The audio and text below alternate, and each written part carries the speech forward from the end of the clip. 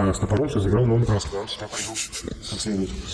Или просто, чтобы Сергей Уколов, как бы остальные не чувствуют себя уверенности ехать? Кого тебе нужно? Мы работаем первыми номерами, мы не даем себя убить. Ну, что, какой сейчас, по-твоему, топовый состав? То есть вот кто в этом составе должен быть, назови всех?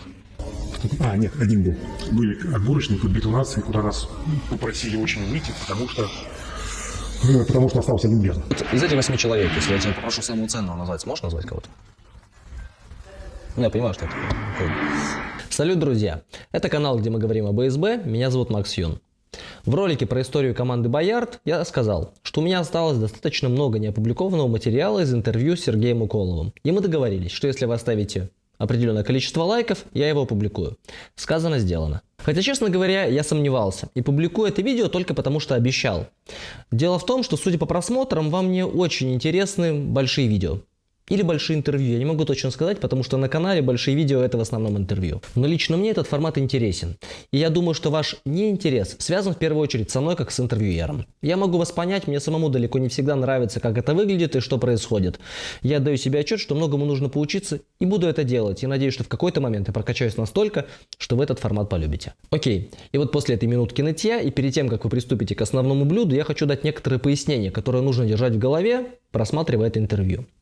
Первое. Просим прощения за звук. Дело в том, что Сергей Витальевич человек занятой. Да и у меня было буквально пару часов в Москве. Мы смогли найти только это время и место. И хоть в самом зале Боярда были только мы, в соседнем же зале, который не за стеной, но за занавеской, проходила тренировка детской группы по художественной гимнастике. И периодически вы можете слышать реплики тренера, недовольного своими подопечными. Ну и к тому же за другой стеной, которая уже была из бетона, притаился сосед с перфоратором. Второе, что стоит добавить. Интервью мы это писали в октябре, и некоторые вопросы, которыми мы в нем задаемся, тогда еще не имели ответа, а сейчас имеют. В частности, когда мы рассуждаем о судьбе очков, заработанных в 2020 году, или о том, будет ли Бугурт Прайм в 2021, это не значит, что они-то в Бугурт Лиге опять что-то поменяли, перенесли. Нет, просто в тот момент ответы на эти вопросы мы не знали. И последнее.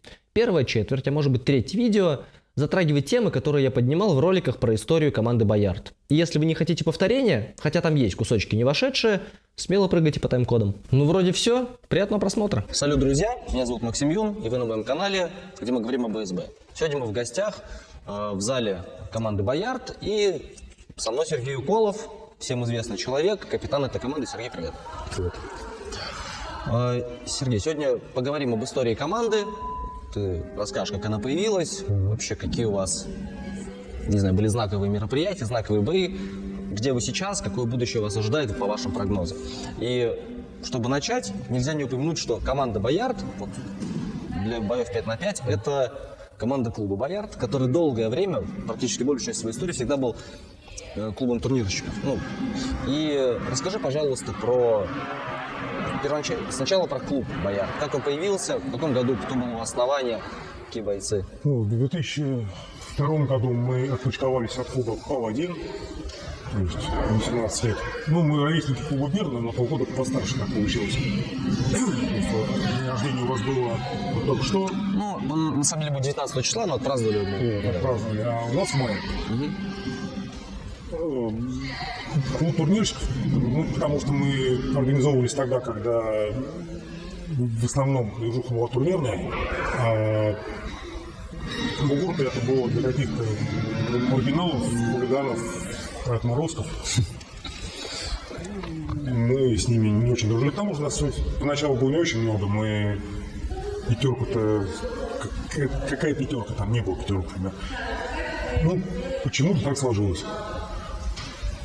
У нас был я, Ваня Васильев, Митя Коровин, Андрей Вилинский, Юра Шевчук. У нас очень хорошо получалось выступать на турнирах, мы все выигрывали. На каком-то Белом замке однажды был момент, когда там все были зачинщики, все в один ряд высадились и всех били. Я не знаю, что так получилось, но получалось. Потихонечку мы в таком режиме и дожили до момента, когда Лапик, Иванов пришли, когда уже пятерки встали на ноги, и Артем Томский, Гершвальд с Владимиром Васильевым сказали, что Серега, пойдем, пятерки, дураки что ли? Конечно, идите, но я тут при чем? Я вот фехтую, а меня там убьют. Ведь вы видели, как там будет страшно? Сказал я им. Ну, нормально будет, там специально объединимся, вот, там Морган зовет, команду сделает, там, нормально все будет. Вот, и в 2015 году у нас был первый выход команды из Зверобойс. Саша Надеждин, Морган, Максим Плаксин, я Томский, Ваня. Вот такой состав был. Тут еще был. Ваня Мусуров. Вот, мы поехали в Гастингсе на их дворовые мероприятия, которые на спортплощадке проводились. Первый раз дрались 5 на 5. То есть вот это был ваш первый турнир? Да. То есть прям дрались, мы его выиграли, ну, таким составом, понятное дело, там можно ничего не иметь. Ну вот. Потом этим же составом мы практически выиграли «Динамо» следующий 2016 года. Да, я помню этот бой вчера. Ну, на самом деле, его все должны помнить, потому что это был тот момент, когда «Партизан» на тот момент как бы вообще как будто бы не биты там последние несколько там, не знаю, миллионов лет, да, и вы их достаточно уверенно победили в подгруппах. И потом в финале, когда вы встретились, там тоже бой был такой. Это были не подгруппы, это был финал. Не, у вас же было 2 боя тогда. В финале и во втором финале. Хорошо. Вчера я разговаривал с Кумченко об этом тоже. Там, понятно, у всех свое видение, тем не менее. Бой был крутой, оба боя было крутых. И вы вот... Я Женя Гладкову через борт бросил. Я в первом раунде мы с ним вдвоем упали, через борт вырвались. Во втором я его бросил, на меня Дима Кумченко побежал, я его тут на волне энтузиазма чуть не выкинул. Поехал потом. 15-й год это был. Это 15-й вроде как был. Вот, как. 15, 16, сейчас посчитаю, 17-й, 17-й. Да, это был 15-й год, это было, вот последний «Динамо» был 5-м. Что вот, соответственно, до нынешней команды «Боярд» была команда «Зверобойс», которая, ну, то, по сути, это такой «Боярд» и друзья. Ну, это был «Боярд», друзья, там был Кол Буян, там Максим Плаксон, который с клубами что-то не дружит никак. Это Морган, Надеждин, Кол Буян, Плаксин, Ваня Мусуров и, да, 4 человека, по-моему, с «Боярд». Ну, то есть половина на половину. Так. Потом вы разделились. Вы же один сезон вместе подрались. Мы участвовали в отборочных на БР. Как-то там, я уж не помню, как выступили. Записи есть. То ли это был 15-16 год. Ну, в 16 году в «Динамо», да, мы «Боярдом» вышли драться первый раз чисто своим составом. Давай тогда еще раз немножко на этом турнире останемся.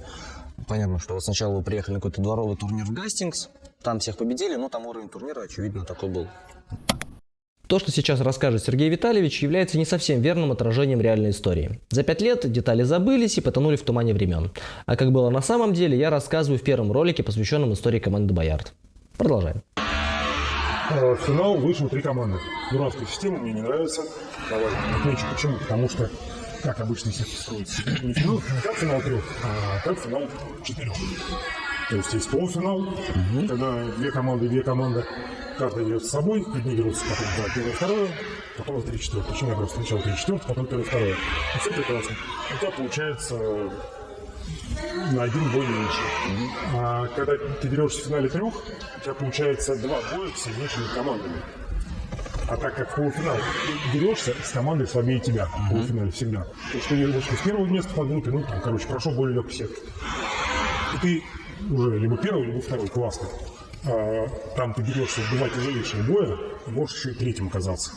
То есть совсем стопно. Плюс там еще может быть такие моменты, что вот дерутся 2 команды, одна отдыхает, потом одна из них продолжает драться, и вот та команда, она как бы еще и... Не, ну первым ставить всегда, ну да, может, понятно, что... ваши соперники своего противника пролетели, бывает такое, что так с Берном не дрался, может, берешь с тобой подряд, ребята посмеиваются. Я помню такой момент, когда, помнишь, был эксперимент с матчами, да?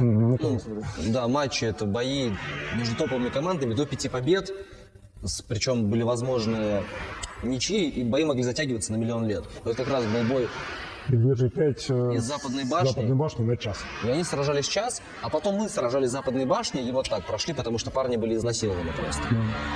Да. Так вот, возвращаясь к тому Динамо 2016. 15? Или 15. Уточним, там будет как всплывашка. Вот, мы внезапно выигрываем партизан. Выходит трое из западной башни, мы и партизан. Мы выигрываем партизан. Западная башня проигрывает партизану. И мы проигрываем западной башне. То есть все вот так друг у друга проиграли. Ну как получается? У нас победа, поражение, у западной башни победа, поражение, партизана победа, поражение. Но партизан выиграл западную башню, которая выиграл у нас, мы выиграли партизан, который выиграл западную башню. Кто сильнейший? Непонятно. Понятно. Ну, сейчас уже эти моменты прописали, по-моему, сейчас... Сейчас бы считали по количеству очков считали, стоящих бойцов. Да, оставшихся иногда бойцов. Ну, так себе победа, но как бы все равно тебя не заставят драться второй круг подряд. А тогда заставили. И мы еще раз дрались то же самое, 2 боя. То есть мы и с партизаном, и с западной башней подрались еще раз. Ну и, по-моему, мы уже все проиграли, там, 3-е место и 2-е место. Ну, Короче, что... тяжело сказать, да, но я помню, что вот здесь в этот раз партизан уже победил. Ну, как бы то ни было, это был, ну, типа, офигенный турнир. Не, ну стабильность перед мастерства, а мы там дурака выше практически. Мы там такое делали сейчас. Я не смотрю эти бои. Ну, прошло то время, все. Такое совершали. Олег Сыркин с нами был. Что вспомнил. Ну, возможно, да. Ну, мы еще про то, какие вещи совершали, там, зрелища потом поговорим. Хорошо. Вот был Зверобойс. Зверобойс подрался там 1-2 сезона. Распались, появился самостоятельный Боярд, который, на мой взгляд, все-таки был слабее, чем до этого был Зверобойс. Естественно. Ну, Моргана не было, Надеждина, Плаксина, ну, Сыркина, видимо, тоже, да? Ну, вот. Сколько времени понадобилось, чтобы вернуть вот эти силы, восстановиться, войти в топ? Ты вот помнишь этот момент, когда вот все, вот, или вы сразу как-то залетели? Мы, строго говоря, не занимали призовое место на «Динамо» только один раз. Это как раз в первый сезон, когда мы дрались своей командой. Уже Бейто могли бы, тоже не знаю, на какую халяву, если бы выиграли Айнаберу, а мы тогда могли. В 16 году уже, да? Мы бы тоже 3-е место заняли. Возможно. А 2017, 2018, 2019, ну вот, тоже стабильность признак мастерства, мы занимали 3-е место каждый раз. Ну вот, с 17 года состав устоялся, я уж не помню, там. Я, Ваня Васильев, Тёма Гершхоль. Ну вот вы трое с самого начала были. Да, Динар к вам присоединился. Потом присоединился. Кто у нас там еще был? Ну, так, Ну и Шейн, он присоединился Шейн, только в он, 18-19. Да, 18 год. Драгон. Драгон чуть пораньше. Ну, вот так постепенно с ростом, ну, у нас, ну, и... Ну, то есть, если вы стабильно брали 3-е место, то вот уже вот стабильно выходить там на 1-2, где-то года, видимо, с... Да мы сильно на 1-2 никогда не выходили. Ну, вот последний год. Год правильно, все. Ну, стало быть, это, как бы, ты считаешь, началось относительно вот недавно. Я считаю, что мы стали достойны вот этого 3-го места, ну, может быть, в прошлом году только, когда Саша Шейн появился, когда Илюха взял Драгон опор, что немаловажно. Ну, потому что он просто был хорошим бойцом раньше и бегал смешонный, с чем-то, со щитом. А с топором все заиграл на МТС, когда он себя проявил как следует. Ну, не все с самого начала у него получилось. Он вроде как отдохнул. Ну да. Но потом все стало классно, на свои места. Ну, Саша Шейн тоже появился, не поймешь как. Его Ира Федорова, который Велимира, увидела в метро, сказала: «Коль здорово, пойдем со мной». Серьезно, так и было, да? Да, на Антверовку ехала. Прибыла, долго пришла. Саша: здрасте, здрасте, меня вот Ира привела. Ну вот, как-то его оставил. Прикольно, то есть такой вот, ребятам лайфхак, не стесняйтесь просто на улице к людям здоровым подходить, вдруг им понравится ваше предложение. Ну, в целом, да. Ну, я такой наглостью не обладаю, но вообще путь хороший. Ну да, особенно если ты девушка, я думаю, что это Да, проще. если симпатичная девушка, подходите к молодому человеку, здоровье ищите просто. И пойдем ко мне. Пойдем со мной. Приходит в полной надежде, а оказывается, что спортивный зал. А тут пацаны с топорами. Ну, такое может быть. Или вот у нас там борцуки занимаются в спортивном зале, там же режиссеров, там туда есть 30. Живовесы есть. То есть можно просто там на пятницу пойти со мной позаниматься, познакомиться, как чего, как дела. Опять планы, тогда спер дадим попробовать туда-сюда, и вот он обнаруживает себя в этом самолете, летящем куда-нибудь. Вот у меня, кстати, так не получалось никогда, потому что вот я там тоже там тайский бокс хожу, там борьбу, как-то людям все-таки неинтересно. Ну, надо как-то, не знаю, всем же хочется странного, на самом деле. Вот он боролся, там уже, он уже не молодой, там у него амбиций спортивных нету, тоже травмированный. Такие тоже сгодятся. Ну да, ты ему предлагаешь вторую молодость спортивную. Да, смотри, братан, мы сейчас поедем в Монако, там всех там хлопнем, и, короче, там принц, вино, домино, яхты. Вот. Он такой, вот и давай. Доски отдадим. Ну, я так не пробовал, но надо. Хорошо. Ну хорошо. Ну вот когда мы говорим уже про настоящий 5 на 5 по-взрослому, какой, на твой взгляд, сезон был самый такой тяжелый? Может быть, какой-то еще, знаешь... Давай даже так скажем. Какой сезон бы ты отметил? И есть ли бой, который хочется отметить? Вот такой, который какое-то историческое значение может иметь. Ну, Бой с партизаном не рассматриваем, это был Зверобой. среди сезонов конкуренции этому сезону составить невозможно. Вот этого. Конечно. Турниров нет, какие есть. У всех провал морали, всех приходится выкинуть пинками, все растренированные, мораль в минусе. Ничего, приехали в Питер вчетвером.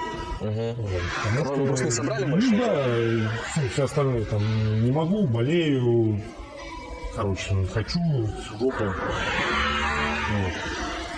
Ну, тяжко собирать народ. Ну, я так понимаю, что во время самого жесткого карантина в Москве вообще было невозможно никак проводить тренировки. Ну, да, я гулял по даче по лесу. У меня тренировка была. Я там тренировался, конечно, как мог. Ну, что ты делаешь один, без компании, на улице. И кидать палку, помахать. Там бегают, соседи просто не смотрят. Все. Никаких вариантов. Я разожжусь, я ровно надеюсь. Сейчас я более-менее в форму пришел. Ну и все так же. А бой запоминается. Ну и, собственно, это продолжается. Сейчас какие-то турниры идут. А вот в Нижнем Новгороде будет турнир 21-го. Новосибирск через неделю вроде. Вот. А зачем мы поедем? Там будет Медвежий 5, это будет надо напрягаться, все собирать, опять всех ремонтировать. Там какие-то очки Бугурт-лиги заработаем. Ну, может быть, заработаем, а прайм-то будет? Ну, я думаю, что в 2020 году... Сейчас, в 21-м, я думаю, не будет. Я думаю, что этот сезон просто вот все, что успели заработать, перенесут на следующий. Или нет? Ну или нет вообще, да. Потому что, ну что, каждая команда, получается, внутри своей страны тусуется. Сейчас французы себе 15 турниров сделают, все выиграют. Ну, тоже может быть выход. Ну, в смысле, такое тоже может быть, да. Это, получается, противоречит правилам Бугурт-лиги. То, что турниры должны быть открыты. На какие нафиг открыты, если приехать никто не может. Динамо не будет, или будет Майн там. В общем, я короче, ты понял, с тобой согласен. Нет поняток, есть неопределенность. Да, и поэтому нету цели, нету движения. Все. И, соответственно, уровень мотивации, он где-то становится сразу ниже, потому что непонятно, к чему это движется. Потому что, смотри, мы приехали в Питер, пацаны все знакомые. Ну, давайте мы с ними еще раз подеремся. Интересно, сейчас интересно. Хорошо, ну так реально скатайтесь тогда в Новосибирск, там... Мы можем забиться, далеко не все знакомы. Не знаю, с партизаном подраться сейчас. Не знаю, просто в соседний зал съездить в Москве, будет то же самое. Ну, это будет товарищеский матч, если говорим. Да. Хочешь новых команд посмотреть? Ну, Урал, Сибирь. Там есть кому. Вот мне вчера скинули списки, такие, серьезно, кто эти люди вообще? Ну, интересно. Да, тоже неинтересно. Интересно, когда ты его бьешь, он кричит по-не-нашему. Ну, есть такое особое удовольствие. С этим я соглашусь вообще, да. А что там пацанов приехать побить? Ну, если мы состав хороший соберем, мы всех побьем. А превозмогать кривыми составами очень не хочется. Тоже деморализует. Нельзя поедут. Хорошо, тогда возвращаемся к бою. Тяжелый бой. Не обязательно тяжелый, просто... Запоминающийся. Да, что-то важное для команды.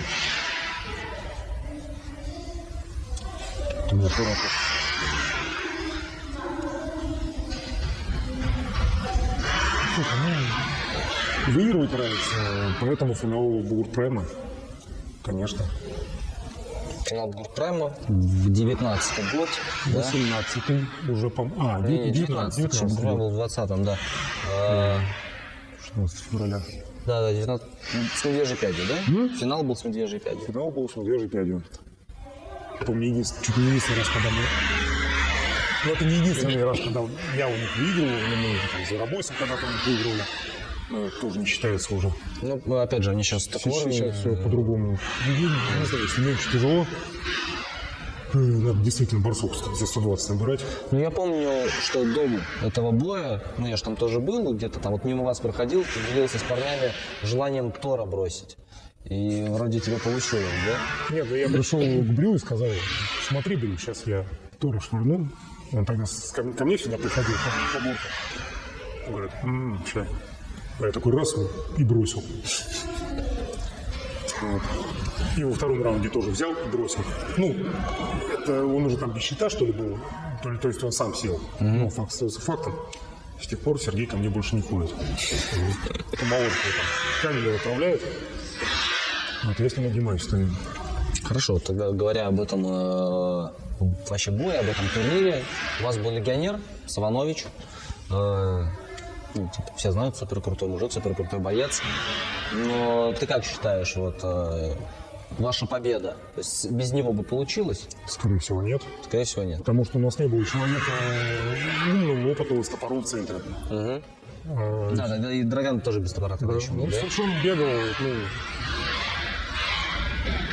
вот именно Медвежий 5, Солонович чуть не в одно лицо затащил White Company тогда. Надо Мы пересмотреть. как-то, смотри, там, по-моему, на видео этого не особо есть, или есть, но мы оставались в меньшинстве, 3-2, что ли, и он их раскидался. Ну, таланты Савана, в общем-то, Ну, как он против двоих боролся, там, на подсечку одного поймал, совершенно не халяву. Просто вовремя. И второго тоже бросил. Потом его. Ну, Да. 3-2 против White Company затащить это... Плюс вы еще тогда достаточно сильны и именно побили Медвежий 5, то есть... Это не мы побили Медвежий 5. Это не с Медвежий 5 как было. Они очень долго бодали с White Company и побил их White Company. Достаточно сильно. Например, Ну, я имею в виду, что доспехи именно были там не лучшим образом подготовлены под огромные удары. Ну да, они с тех пор одоспешились. Ну, там можно на видео видеть Тора, тарч и абсолютно голая рука. Там чуть ли не стёганый ланчик, я не помню. Ну, так или иначе. Я с самого начала понял, что... с чего началось? Были отборочные какого-то 2011-2012 года на Продаре еще, когда они были. И там Морган долго вбивал в грязь кого-то из Конго. Ну, что ли? Ну, короче, кого-то прямо его массировал, они были в большинстве. А тогда лимит по времени не было, и он прямо издевался над ним. А тот его взял за щит, оторвал щит, и у Моргана оказалась голая рука под ним. Его посадили. С тех пор я понял, что под щит надо, как бы это тяжело и противно не было, надевать все. Ну да. Варежку, ладно. Вот что когда у тебя щит там сгорит от огня дракона, у тебя осталась полная защита руки. А Медвежий 5 налегке тогда уходил.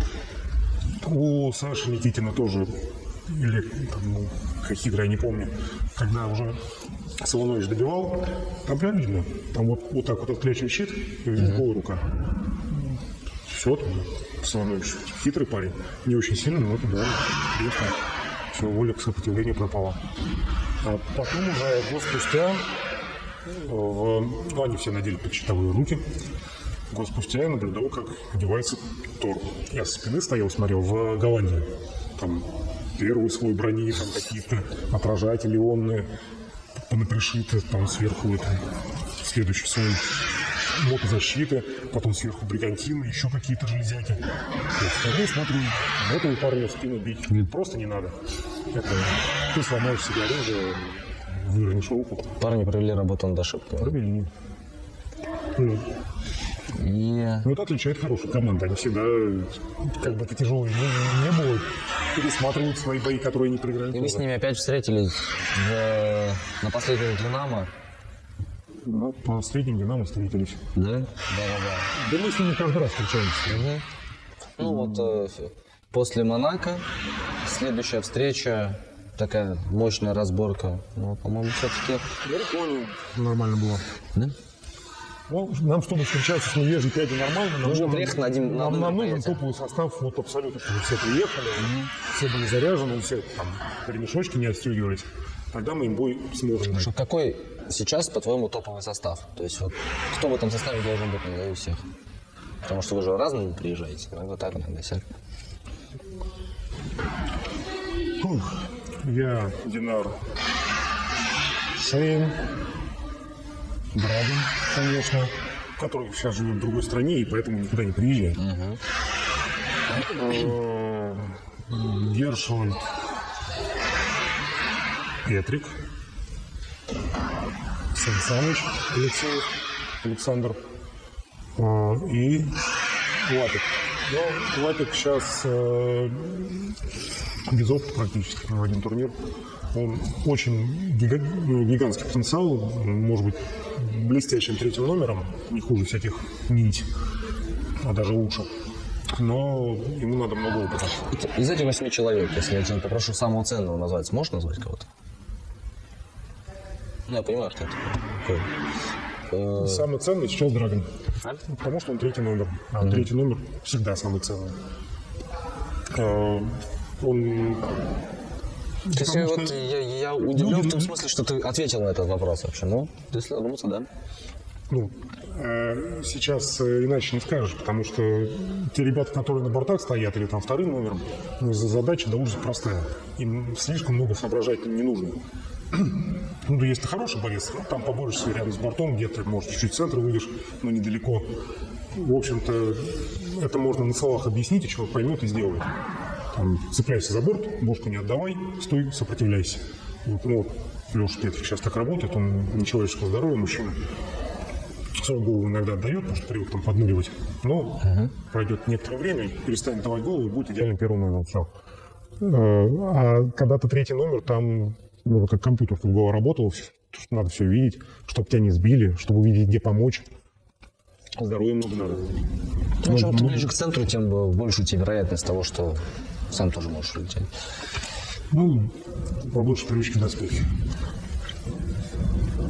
Сан Саныч тоже здоровущий, он очень сильный мужчина, с ним тяжело бороться. Мы с Динаром просто такую функцию выполняем, не знаю. Мы работаем первыми номерами, мы не даем себя убить.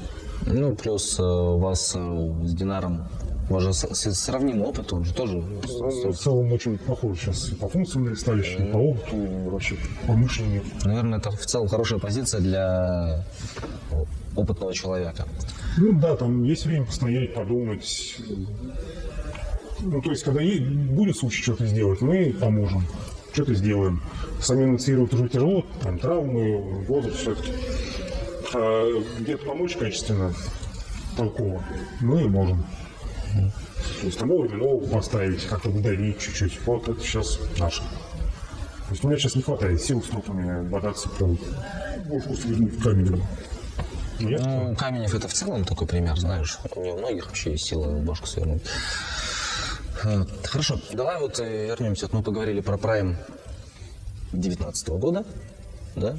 19 про первый сезон, то есть 18-19. А в 20 году вы на прайм не попали. Вообще, напомни просто, почему это произошло. Потому что нам не хватило очков. Ну, видишь, как очень тяжело. Мало ездили или плохо выступали? Мало ездили. Мы героически поехали на... Мы нормально очков набрали в Голландии, мы нормально очков набрали на Динамо, а вот мелкие турниры мы практически не посещали. Все мелочи, которые можно было куда-то...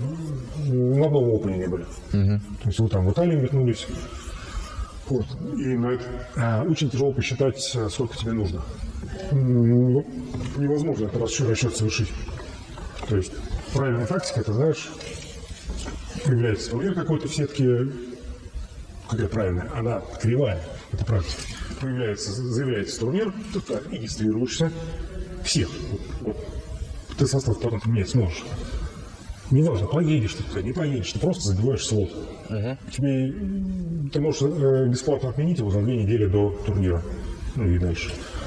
Это единственный способ вот как-то нормально спланировать сезон.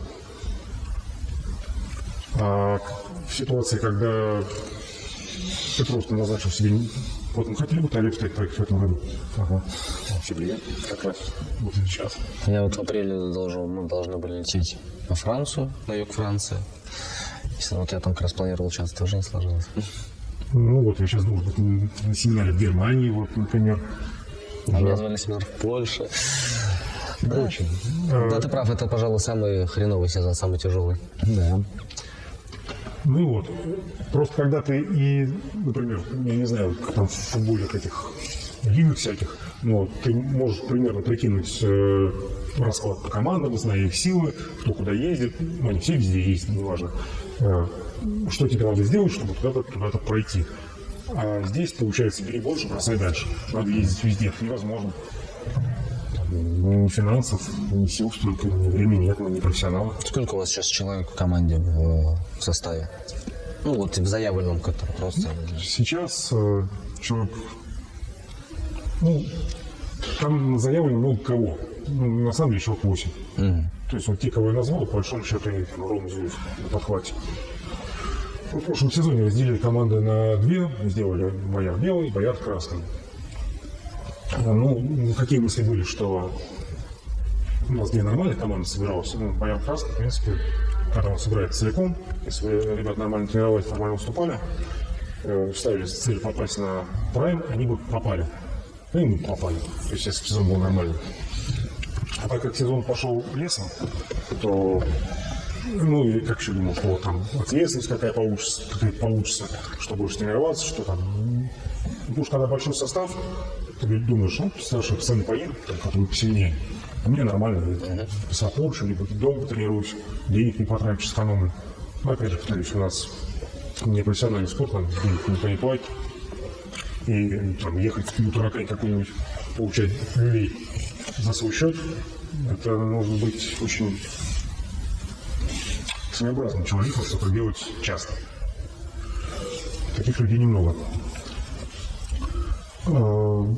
Ну, не получилось, и, наверное, все-таки со следующего трансфера я просто всех, кто нормально выступает в пятерку себя, запихаю в футбольную команду. И значки будем бороться опять все вместе. Да, я просто как раз об этом и хотел сказать, что когда у тебя достаточно много людей, ты можешь отправить на этот турнир. Просто люди могут разные поехать, команда-то одна, они очки по итогу соберут, а самых сильных мы отправим на прайм. Собственно, вот так у нас происходит в «Старых друзьях», потому что у нас еще могут быть абсолютно разные составы на разных турнирах. Ну, попробовал, не получилось. То есть личная мотивация, когда за тебя некому впрячься, а что там у кого, все равно поедет. Я же, ну, вот команда без меня не ездит. То есть взять кого-то отправить клинками на турнир не получается. Что интересно, да, вот ты сейчас об этом сказал, я задумался, что не было ни одного турнира без тебя. Не было. Вот. Нет, один был. Были отборочные, тут битва наций, куда нас попросили очень выйти, потому что остался один Берн. А у меня спина была в таком плохом состоянии, что я никак не мог. Скажи, а что, в этом смысле, что у вас вообще в команде, да? То есть ты, безусловно, капитан, но ты можешь сказать, вот ты едете? Сказать могу, не скажу. А я работаю, а у меня там отпуск. В то время ты не можешь сказать, что вы езжайте, ну, то есть собрались. Как должно быть. Это не то, что там пацаны, там общий чат. Поехали. Должен быть план на сезон. Там, вот я сказал, что вот тебе мы едем в Италию, потому что там опыт. И мы всех дернем. Все такие, ну, Италия, давай бабки откладывать. Надо поехать. Очки набирать. Так это работает. А когда пацаны поехали в Италию, завтра вылетаем. Ну, просто вот ты говоришь, что без тебя не ездят, да, но, скажем, на какой-нибудь опен совершенно спокойно могли бы без тебя поехать. То есть, или просто, что без Сергея Колова, как бы остальные не чувствуют себя уверенности ехать. И прямо сейчас не хватает народу. Ну, трудности Драгон в Молдавии, Леш Петрик в Кондопуге или он в Петрозаводске. Ну, так или иначе, не в Москве. Женя Лапик. Тоже у них там свои мысли, им надо тренироваться, и он не один турнир был, что мы говорим о Жене Лапике. Он сейчас успех еще не собрал. И остается 4 человека. Все, вот куда. И как следствие у нас команда Грифон на бите на Неве. Нет, классно получилось. Нет, я пытался из последних сил собрать команду боярдовскую, потом, как пишут, там Женя Агеев с Багаудином несут помню. Слушай, ну если им прям так интересно было подраться вместе, Ну, если говорить вообще про... что я понял, собирать команду уже и просто... Ну, я тебя понимаю, если сезон уже такой, типа, не то несет, и да. очки эти, ну, твоя мысль понятна. Тем более, что Багаудин, что Агеев бойцы ценные. Особенно Агеев, так он вообще гениальный боец. Ну, если бы у Дина Нарочи не отстегивались, все не отваливалось постоянно, он был бы... У Агеева такая же проблема была. У него ноги только отвалились один раз, и все. Ну, типа, этого мало. Хорошо, вот ты правильно подсказал. Вот у вас есть Петрик, который из Петрозаводска. У вас есть Драган, который... Драган все время. Да. В Молдове, да? Динар, он в Москву переехал? В Москве он давно уже. Хорошо, ну, допустим, Динар в Москве. Вот у тебя, тем не менее, есть люди, которые там в другие города. Галкин, в Саратове? В Саратове. Как вы вообще... Ну, понятно, что это вносит, что это проблема, что было бы классно, чтобы вы все тренировались в одном зале. Конечно. Вот. Как вы эту проблему решаете? Ну, типа, не как просто вот так живем, или вы там периодически там собираетесь? Мы ее не где-то? решаем. Не решаем. Вот, мы собираемся тренироваться друг с другом. Но, не знаю, может, это из-за меня так случилось, что я не считаю, что особо нужны совместные тренировки. Ну, потому что совместные тренировки — это что? Это надел доспех, подрался. У меня практики в доспехе хватает, мне нафиг не надо. Я что надел доспех, что без доспеха я делаю одинаково. Командный дух нужен, чтобы сплотиться, выйти. А я так не должен поеду. Мне сплачиваться не надо. Что там? Командное взаимодействие отработать. Я что там посмотрел видео, вот понятно, что делать. Думаю, я. Ну, думаешь ты Да, но сколько все, этим занимаешься? Как ты себя не заставляет, это все равно по себе судишь. Мне не нужен тимбилдинг. Я знаю, над чем мне надо сейчас работать. Там, и вот могу я над этим работать, я работаю. Не могу, не работаю. А вот эти вот там... Короче, мне это не надо, и поэтому я не настаиваю на том, чтобы тренироваться все вместе. Хотя это, ну, я понимаю, что надо. Я думаю, что в тебе говорит просто колоссально прошлый опыт именно турнирного бойца, который, в общем-то, способен все сделать самостоятельно, да? Просто я и Динар, мы делаем одинаково. Ну. Вот Динар начал тренироваться, он свою физуху там работает, где-то живет в каких-то деревнях, у него работы куча, он на тренировке не появляется. Он там бегает где-то, гирьку тягает, видосики смотрит, и он может расти над собой даже вот там, вот в этой некой яме. Хорошо. Вот ты, Динар, сколько вы этим занимаетесь? Ваня Васильев тоже там чемпион много всего. Петрик чемпион. Вы так или иначе, ну, в прошлом, кто-то там в настоящем, крутые дуэльщики. Тот же Шейн, там Сан Саныч, да, там следующие ваши какие-то ребята, но они же уже пришли, у них этого прошлого нет. Да. Да, Как поэтому надо вместе тренироваться. Будем этим заниматься. И видишь, вместе тренироваться — это, например, только в выходные. Потому что люди обычно, у того же меня нету особо сил.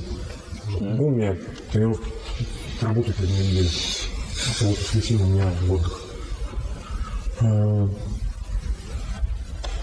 Ну, хотя бы так. Хотя бы раз в недельку.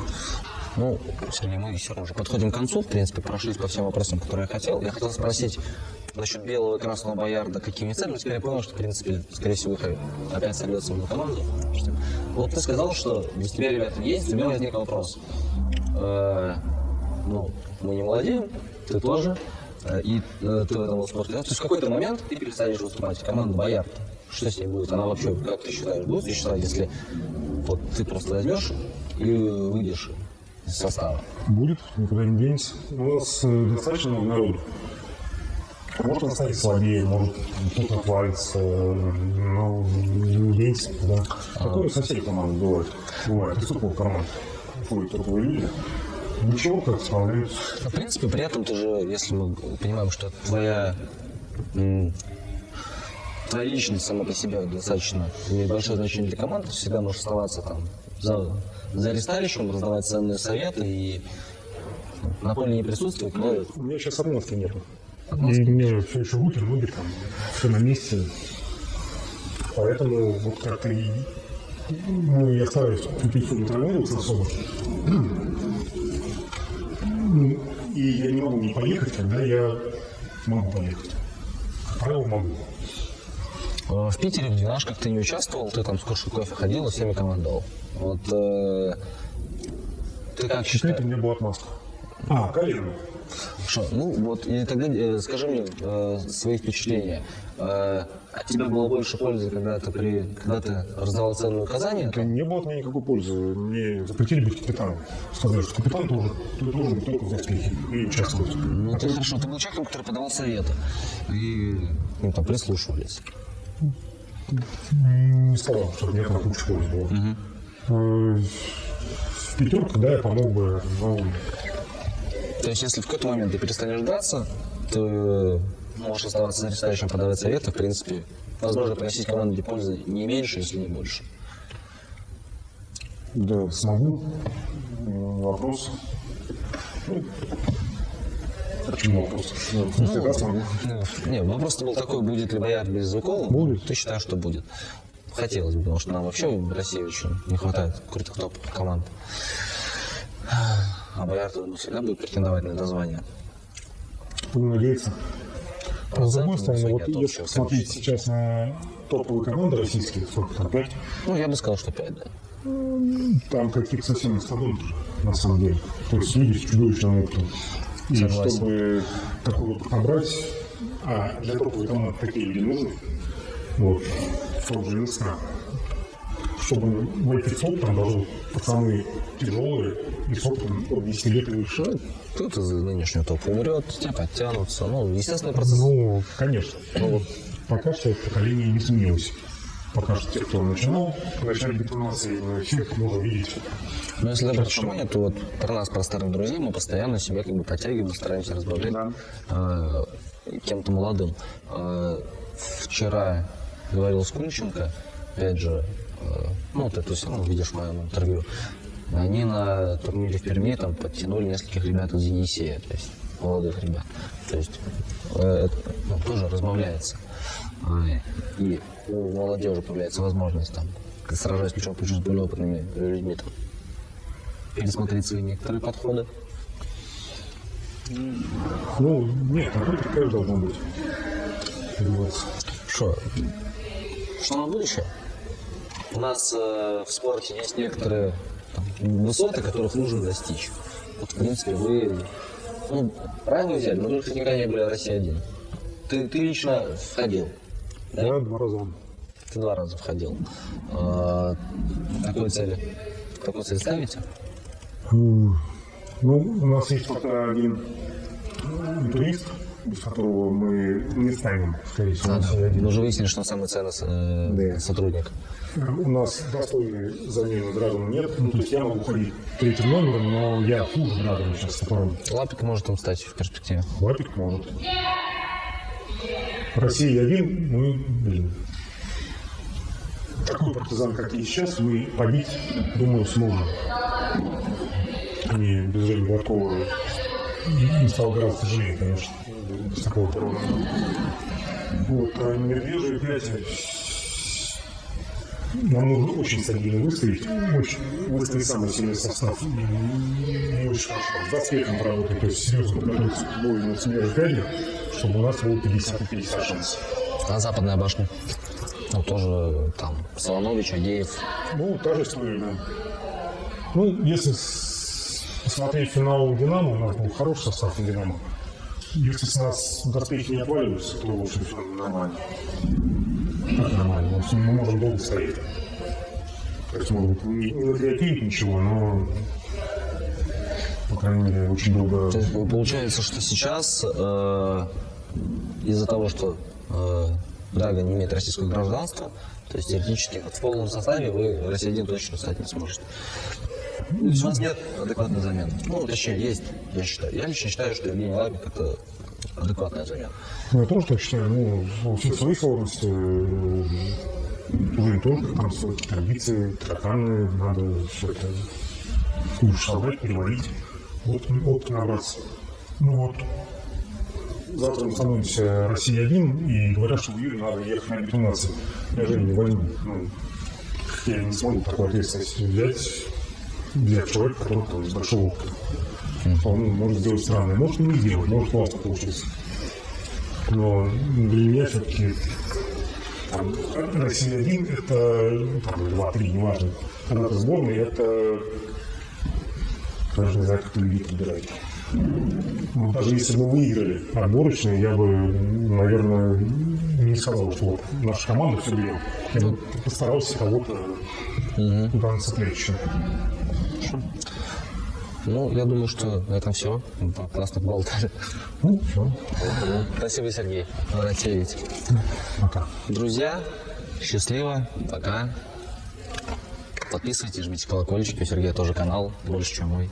Заходите, я, наверное, буду еще новые видео снимать. Пока.